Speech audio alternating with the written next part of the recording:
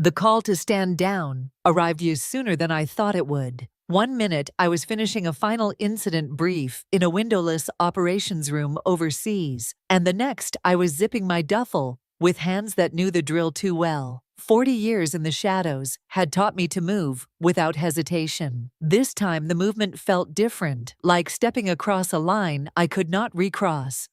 I slipped my father's pocket watch into the inside pocket of my jacket and felt its familiar weight settle against my ribs. He had pressed it into my palm before my first deployment and said 3 words that carried me through every storm. "Come home, Elena." I always had. I just had not planned to come home today, and certainly not without telling my son. The overnight flight to Phoenix blurred into engine hum, recycled air, and a horizon that refused to brighten. I kept my eyes on that thin seam of dawn outside the window and pictured Lucas the way a mother stores a photograph in her chest, his easy smile, the crinkles by his eyes when he laughed, the way he always made space for me at his table, even when the job had turned me into a ghost that drifted in and out of his life. I told myself I would knock at his door and he would pretend to be annoyed, then grin and pull me inside. I told myself we would have coffee at the corner place he liked and trade stories we had not found time to tell. It was a small hope, but it held through turbulence and the long taxi on the runway. When the plane touched down, heat rose off the tarmac in ripples, and the desert sky spread hard and blue above the terminal. The rideshare driver lifted my bag without small talk. "Phoenix," I said, and gave him the Tucson address, where Lucas had settled after his promotion. As the miles unspooled, saguaros stood like sentries on the ridge lines, and the sun climbed from red to white. I rehearsed what I would say. "I am sorry for the gaps between us. I am here now." The words felt both heavy and fragile, like glass I was afraid to set down. Somewhere past Casa Grande, my chest tightened for no reason I could name. I pressed the watch with my palm until the edges bit my skin. I did not tell Lucas I was coming. Surprise is a risk, I thought, but so is silence. I chose the risk. By the time the car turned onto his street, a shape of dread waited there, patient as heat shimmering above asphalt. The driver slowed as we turned onto Lucas's block, and the first thing I noticed was how different his house looked from the last time I had seen it. The yard, once clipped and neat, had surrendered to weeds that curled high against the porch steps. The mailbox leaned open, stuffed with envelopes so swollen they threatened to spill out. Curtains were drawn tight across the windows, as if the house itself had shut its eyes. I stepped out into the Arizona heat, the sun beating down without mercy. The stillness of the street felt wrong. Lucas had always kept his place tidy, even after long shifts. I climbed the porch, duffel slung over my shoulder, and reached for the doorknob. Before I could knock, a sharp voice called across the street, "Elena? Oh my God, Elena!" I turned to see Mrs. Delgado, his neighbor, hurrying over with a watering can still clutched in her hand. Her face was pale, framed by a wide sun hat that shaded little against her distress. She set the can down hard on the sidewalk, water sloshing out, and reached for me as if she had been waiting. "You don't know, do you?" she said breathlessly. My hand tightened around the strap of my bag. "Know what?" My voice was steady, but the pocket watch inside my jacket suddenly felt like a stone pressing against my chest. She glanced at the shuttered house, then back at me, lowering her voice. "Lucas, he's been in the ICU for 2 weeks. They took him by ambulance in the middle of the night." I thought, surely someone told you. The word punched the air out of my lungs. I gripped the porch rail to steady myself. "ICU? 2 weeks?" She nodded quickly, her eyes glistening. "Banner University Medical Center, in Phoenix, room 614. That's what his friend said. But Elena," she faltered, twisting her hands. "I haven't seen your daughter-in-law once, not once. She left the day he went in." My stomach clenched. Where did she go? Mrs. Delgado's mouth tightened in something between shame and anger. "Lake Powell. She's been posting pictures. Big parties on a yacht, drinks, music. like nothing's wrong. For a moment, the world narrowed to the sound of cicadas buzzing in the desert heat. I pictured my son alone in a hospital bed, while the woman he trusted danced beneath the sun on water he had paid for. I straightened, forcing my breath to even out.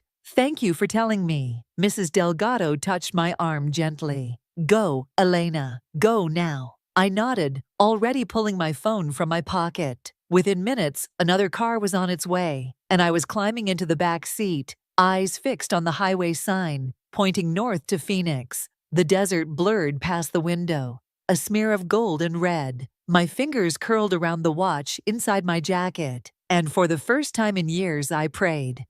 The hospital loomed like a fortress of glass and steel, its facade reflecting the merciless Arizona sun. When the sliding doors parted, a rush of cold air struck my face, laced with that unmistakable scent of disinfectant and fear. I walked straight to the reception desk, setting my duffel at my feet. "My son, Lucas Ramirez. I was told he's here. ICU." The nurse looked up, her eyes softening as soon as she read the name on the chart. She pressed her lips together, then nodded. "5th floor. Room 614. The elevator ride was silent except for the pounding of my pulse in my ears. Each number that blinked felt like a hammer, driving me closer to a truth I wasn't ready to face. When the doors opened, I stepped into a hallway hushed by machines. The steady beeps and rhythmic hisses of ventilators filled the air like a cold, mechanical symphony. Room 614. My hand hesitated on the doorframe, then pushed. Lucas lay in the narrow bed, his body sunken into the mattress, wires and tubes twisting around him like vines. His skin had lost its warmth, drawn pale and fragile. For a moment, I couldn't breathe. That was my boy, the one who once chased baseballs under desert skies, who used to laugh so loudly the neighbors joked about it. Now his chest rose only because a machine insisted it must. A tall man in a white coat turned from the monitor. His eyes met mine with practiced calm. "Mrs. Ramirez?"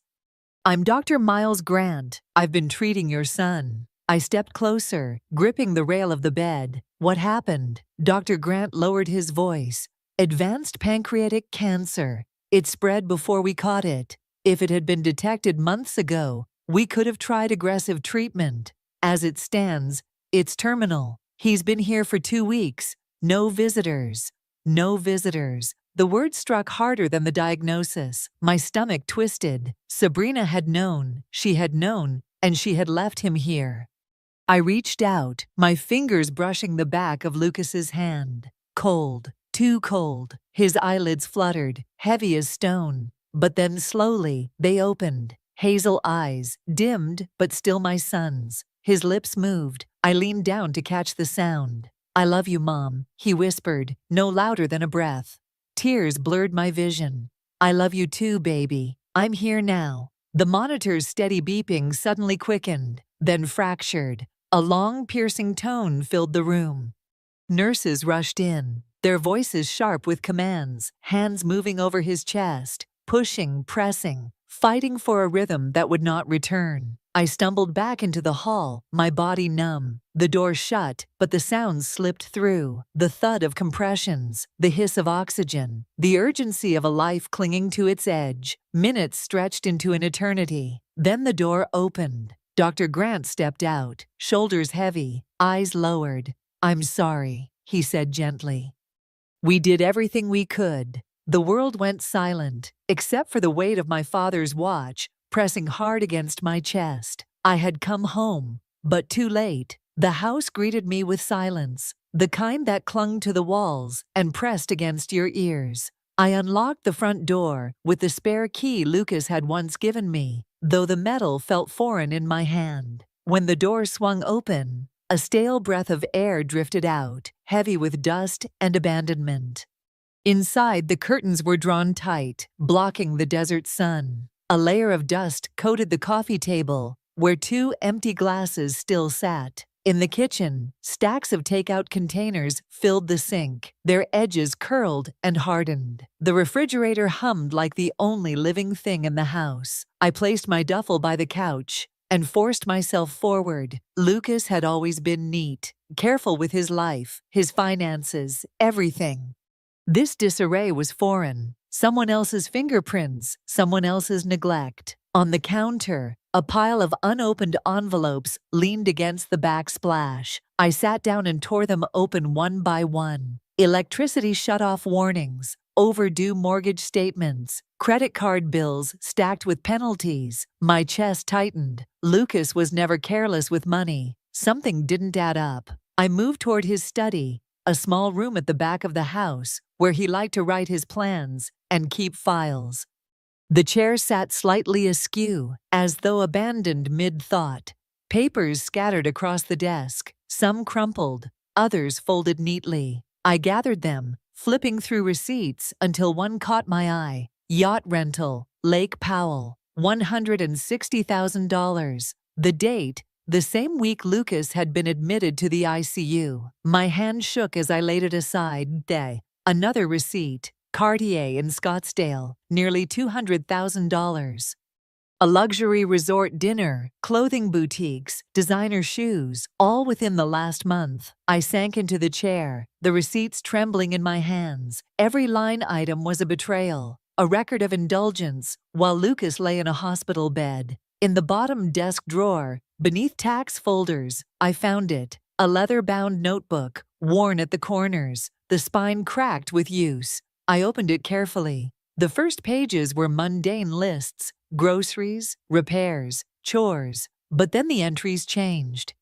March 3rd, $4,500, Sabrina's medicine. April 10, $7,000, roof repair. May 4, $10,000, car payment. The handwriting was Lucas's, steady and neat. He had believed her. He had trusted her every word. I pulled the bank statements from the envelopes I'd opened and began cross-checking. The medicine expense matched a charge for a luxury spa in Palm Springs. The roof repair lined up with a payment to a high-end boutique. The car payment was identical to a deposit on a designer watch.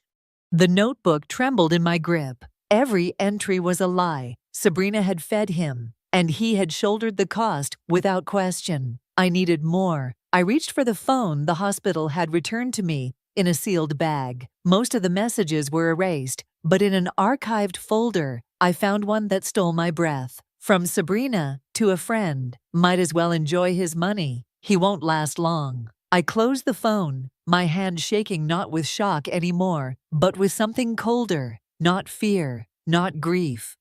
Resolve. This was no longer just about betrayal. It was cruelty, written in her own words, and I would make sure the world saw it. Morning light spilled across the study, striking the piles of receipts like evidence laid bare for judgment. I sat at Lucas's desk with my father's pocket watch clenched in one hand and the phone in the other, Sabrina's words echoing in my head. Might as well enjoy his money. He won't last long. I knew what I had to do. Years in the intelligence field had taught me that battles are not always fought with weapons. They are fought with information, timing, and the right allies. There was one man I could trust with this. Colonel Victor Moreno, once my commanding officer, later a friend who moved into military financial administration in Flagstaff after retirement. He was the kind of man who still answered a call at the first ring. When his deep voice came on the line, steady as ever, I almost faltered. "Victor, it's Elena." "Elena, it's been years, what's wrong?" I inhaled sharply. "I need help. Fast. My son's accounts are being drained by his wife while he was in the ICU." I could almost hear his jaw tighten through the silence. "Bring me everything you have, today." By noon, I was in his office, a converted brick building that smelled faintly of coffee and old paper. I spread the receipts, the notebook, and Lucas's notarized power of attorney across his desk. His eyes hardened with every page. "You don't have to say more," Victor muttered. He picked up the phone and started making calls. For the next hour, the room filled with the sound of his clipped orders, the tap of his fingers on the keyboard, the shuffle of documents printed and signed. Finally, he slid a packet toward me. Every account frozen, cards canceled, balances transferred into a holding estate account under your name. She won't touch another cent. I exhaled for what felt like the first time since Lucas's hospital room. Thank you. Don't thank me yet, he said quietly. She'll come after you. Hard. He was right. By the time I left his office, my phone was already lighting up. Sabrina's name filled the screen again and again. The first voicemails were venom, her voice spitting curses, threats, promises to destroy me. By the third, her tone softened, turning almost pleading. Elena, I just need access to cover some expenses. We can work this out, please. Not once did she say Lucas's name. I let the phone ring until the battery bled dry. When I returned to Lucas's house that evening, Mrs. Delgado was waiting at the porch with something small in her hand, an envelope, sealed and slightly creased. He gave me this weeks ago, she said, eyes brimming. Told me to keep it safe and only give it to you. The handwriting across the front stopped me cold. 4 words. For Mom, from Lucas. The Pima County Courthouse rose from the center of Tucson like a pale stone sentinel, its Spanish-style dome catching the morning sun. As I walked up the steps, the envelope from Lucas rested in my purse, heavier than any weapon I had ever carried. Inside the courtroom, the air was thick with murmurs and the rustle of papers. My lawyer, Angela Cortez, a sharp-eyed woman with a voice like steel wrapped in silk, sat beside me.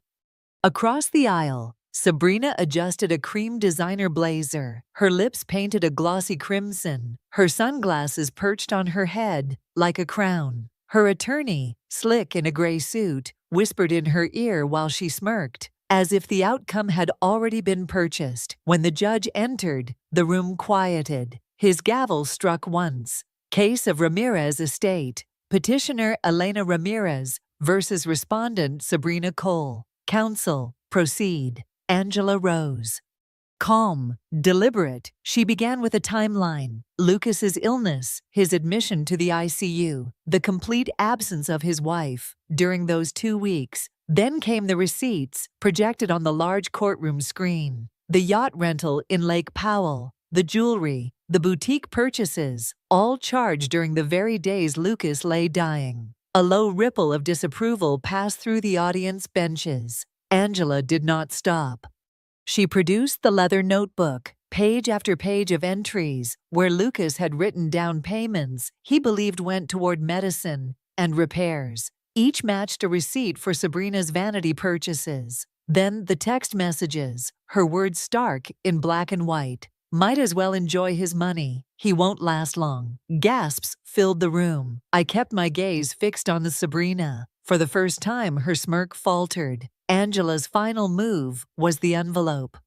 She handed it to the bailiff, who carried it to the judge. With careful fingers, he unfolded the paper inside and began to read aloud. It was Lucas's handwriting. I, Lucas Ramirez, being of sound mind, grant full financial power of attorney and estate control to my mother, Elena Ramirez. This decision is made freely and with trust, knowing she will protect what I cannot. The courtroom erupted. Whispers, shocked exclamations. The judge held up his hand until silence returned.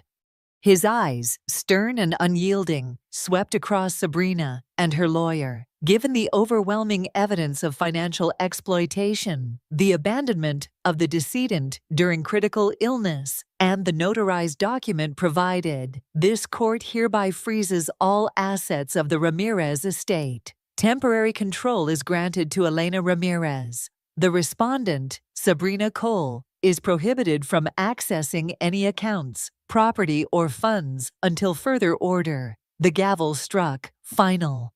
Sabrina shot to her feet, face flushed crimson. You can't do this to me. You'll regret it, Elena. 2 bailiffs stepped forward. Her voice cracked into shrieks as they escorted her out, her heels clattering on the floor. I sat still, hands folded in my lap, the envelope resting once more before me. For the first time since Lucas's last breath, the weight on my chest eased, if only slightly. But I knew this was not the end. It was only the first victory in a longer war.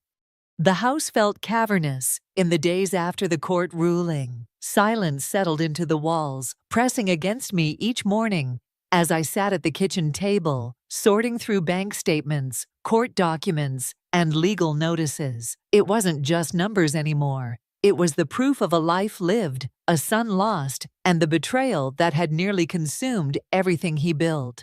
One evening, as the desert sun dropped low and painted the sky in bruised purples and golds, I realized I could not let his legacy remain trapped in ledgers. Lucas had given his work, his savings, his strength. All of it deserved more than dust and bitterness. So I called Banner University Medical Center and asked to meet with their director of patient support.